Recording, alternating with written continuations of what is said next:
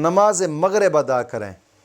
نماز مغرب ادا کرنے کے بعد سورت عبس وتولی 30ویں پارے کے اندر تیسری سورت ہے، اس سورت مبارکہ کو روزانہ 11 مرتبہ پڑھنا ہے۔ عبس وتولی اس سورت مبارکہ کو نماز مغرب کے بعد پڑھنا ہے۔ جب 11واں دن مکمل ہو پھر یہ سورت اول آخر 11 مرتبہ درود پاک پڑھ لیں، بہتر ہے پڑھ لیں۔ جب 11واں دن مکمل ہو پھر 7 قسم کی کوئی چیز میٹھی لینی ہے، 7 یعنی جسے کہتے ہیں شرینی، میٹھی چیز 7 قسم کی لینی ہے، ہر قسم کی مٹھائی مکس ہونی چاہیے۔